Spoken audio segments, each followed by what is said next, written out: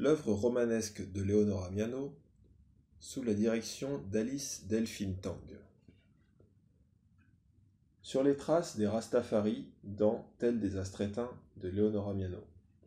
Une renégociation identitaire marquée. Christiane Félicité Ewane Esso. Amos Kamsu Swop Techa. Résumé. Dans Tel des Astrétins, Leonora Miano déplace la réflexion sur la quête identitaire sur le sol français. Aussi, le système de signes qu'elle utilise dans son exil lui permet de se situer à la croisée des langues. Ces pratiques linguistiques étant empreintes, comme chez les Beyala ou Kuruma, de quelques africanismes, anglicismes et créolismes enfouis sous l'expression courante. Cet article se propose, à partir des approches descriptives et constructivistes, d'examiner plus spécialement les formes linguistiques qui nous mettent sur la piste du dreadtalk, patois rasta.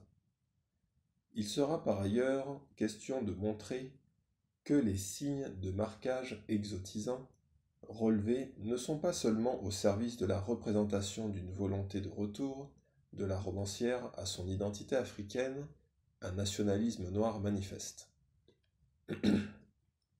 Mais ils sont davantage un moyen de médiation, facilitant la rencontre de l'autre et traduisant une identité plurielle, celle de la multi-appartenance.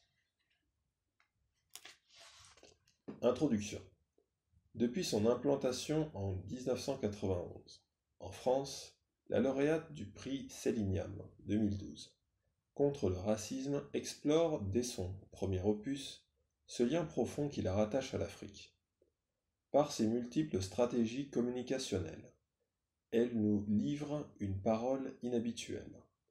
Son roman, Tel des Astrétins, peut se lire comme le livre d'une sociologue jetant un regard critique sur la perception ô combien problématique de l'immigré.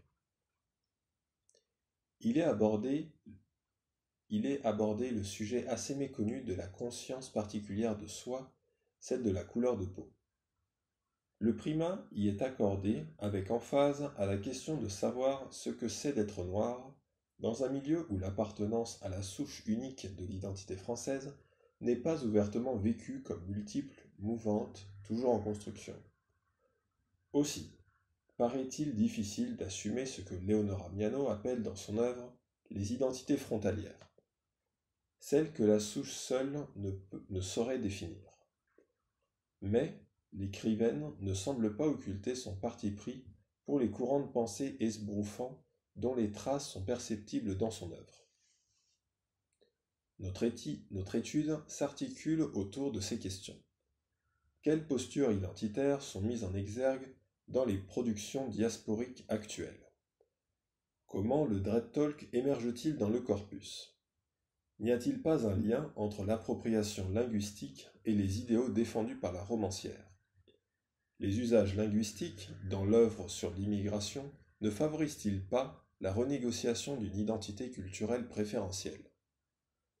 Dans le souci de lever un pan de voile sur ce questionnement, la question recherche exploitera l'approche descriptive qui fait valoir que étudier une langue, ce sera donc réunir un corpus, un ensemble d'énoncés effectivement émis, dans le but de faire apparaître des régularités formelles.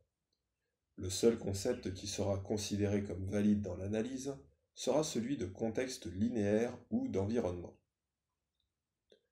Marie-Anne Pavot et Georges-Elia Sarfati, 2003.